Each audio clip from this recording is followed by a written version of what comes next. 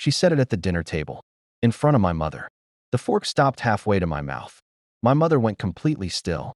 The kind of still that only comes from a person who has spent 63 years learning how to survive a room turning dangerous. Nobody moved. My wife, Dana, didn't flinch. She set down her wine glass with the careful precision of someone who had rehearsed this moment, and she looked at me, not at my mother, at me, like she was waiting for a verdict she already knew she deserved to win. "Say something," she said. I put the fork down.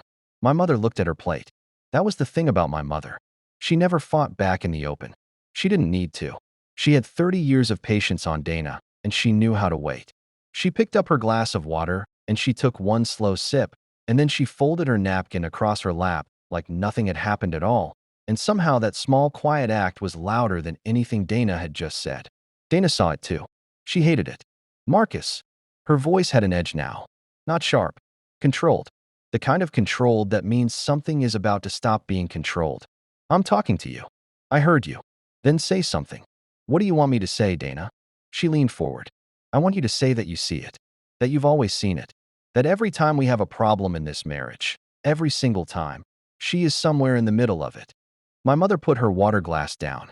She stood up from the table the way she always stood, slow, dignified, like she was in no hurry, and also like she had already won. And she said, "I'll do the dishes." She walked to the kitchen. Dana turned to me. The silence between us was not empty. It was loaded. It was 6 years of loaded. "You're going to let her just walk away from that?" Dana said. "She's doing the dishes. She's making a statement. She's 63 years old, and she's doing the dishes in my house. Our house. One word. 2 letters. And that was the whole problem, right there, sitting between us on a table covered with food nobody was eating anymore. Our house. That had been the source of everything. The beginning of the wound that neither of us had been willing to name out loud until right now. 14 months ago, when Dana and I hit a financial wall, a real one, the kind you can't charm your way through or put on a credit card, my mother had offered us the down payment. $240,000. She had saved it her whole life.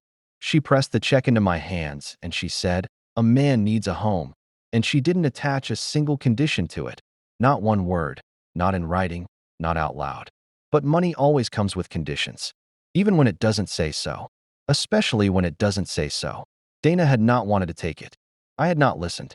And now my mother was in our kitchen doing the dishes and my wife was sitting across from me with 6 years of something burning behind her eyes, and I was the man sitting exactly in the center of it. And the center, I was learning, is the worst place to be. "She calls you every morning," Dana said. "Every single morning, Marcus. Before you even get out of bed. Your phone goes off at 6:52 and it's her, and you answer it, and you talk to her for 20 minutes before you say a single word to me. She's alone, Dana. She's not alone. She has sisters. She has friends. She has a church group that meets 3 times a week. She is not alone. She has chosen you as her primary relationship, and you have let her, and I am your wife and I come second in this house, and I am done pretending that's acceptable." The water was running in the kitchen. The sound of it felt like pressure. "That's not fair," I said. "Which part?" "She's my mother. And I'm your wife. Those 2 facts are supposed to coexist. They are not coexisting, Marcus. One of them is winning, and it is not me." I wanted to argue. I built the argument in my head. Every piece of it, every example I could use to show Dana that she was exaggerating, that she was making this about competition when it wasn't a competition, that loving your mother and loving your wife were not mutually exclusive acts, and she was drawing lines where there were no lines. I built the whole argument. And then I thought about 6:52 in the morning. I thought about how I had never once, not in 6 years, told my mother not to call before 7. Had never set that boundary. Had never even thought to. Because it never occurred to me that my mother calling was a problem. Because in my mind, my mother was not something that needed to be managed. She was just my mother. She was just there. Like air. Like weather. And maybe that was exactly the problem. The water stopped running. My mother appeared in the doorway. She was drying her hands on a dish towel, and she looked at the 2 of us sitting at that table with the cold food and the silence, and she said, the very first words she had spoken since she stood up, "I should go home." Dana didn't say anything. I said, "Mom, you don't have to." "I do," she said. Quiet. Final. Not wounded. Just decided. "I'll call a car. I'll drive you." Marcus. The way she said my name had a whole conversation in it. Stay with your wife. She got her coat from the hall closet. She got her purse.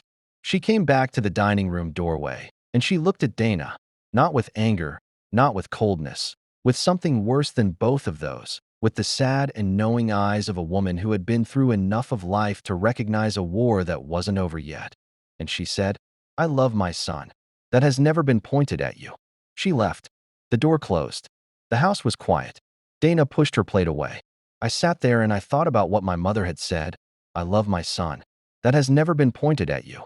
And I felt the truth and the tragedy in it at the same time. Because she believed that completely. And she was completely right. And she was also completely wrong. Because intent and impact are not the same thing and never have been. Are you going to say something? Dana said. Yes. She waited. I think you've been carrying this longer than I knew. Something moved in her face. Not softening. Recognition. Years, she said. I have been carrying this for years, Marcus. Why didn't you say it like this before? She laughed. Not with humor. With the exhausted disbelief of someone who has been saying something in 100 different ways and been unheard each time.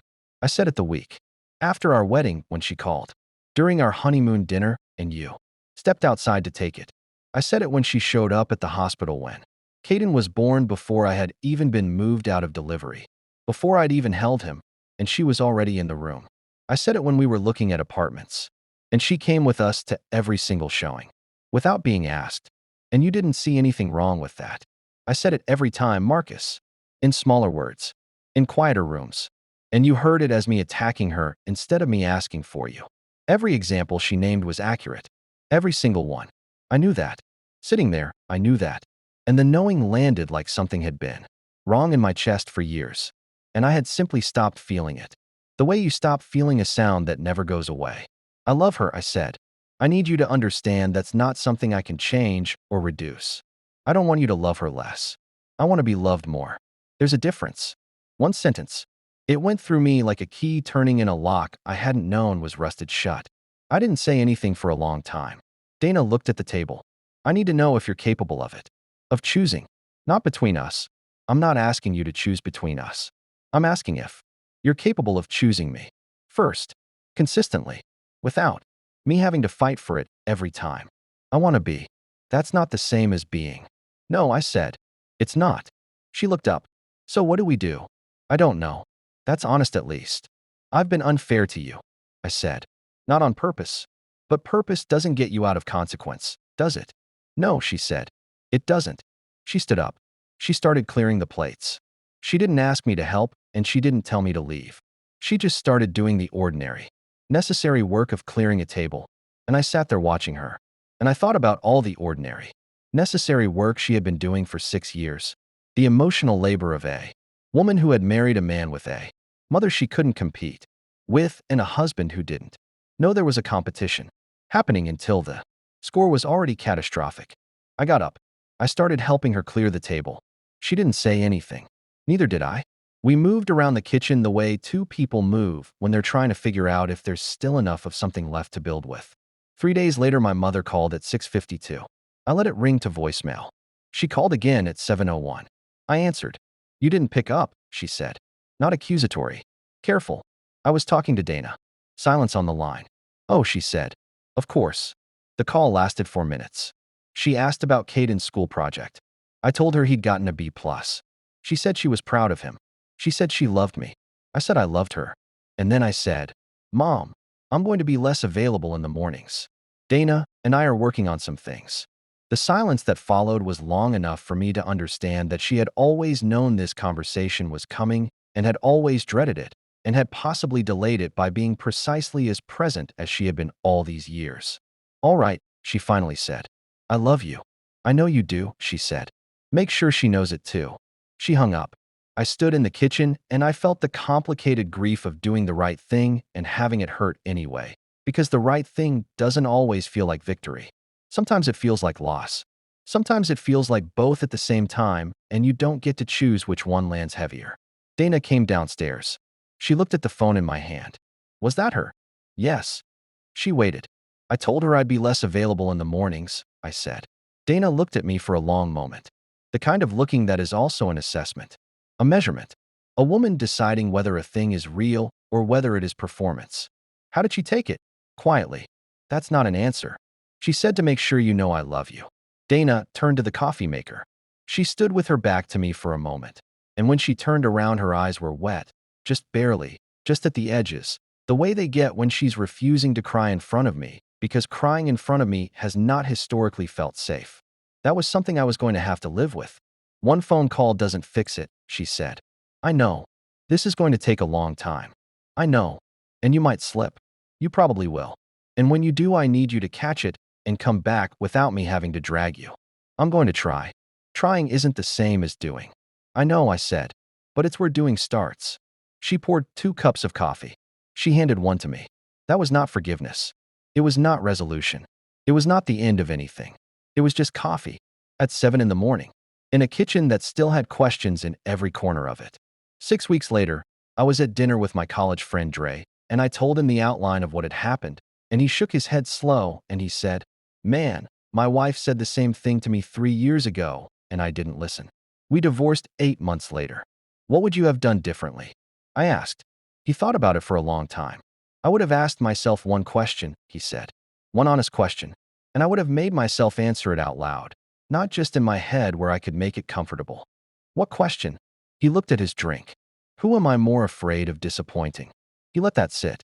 When I answered it honest, the real answer, not the one that made me look good, I understood exactly what my wife had been trying to tell me for years. And by then it was too late. I drove home with that question in the car with me. Not in my head. In the air. Taking up space. Who am I more afraid of disappointing? I sat in the driveway for 7 minutes. I knew the answer. Knowing the answer scared me.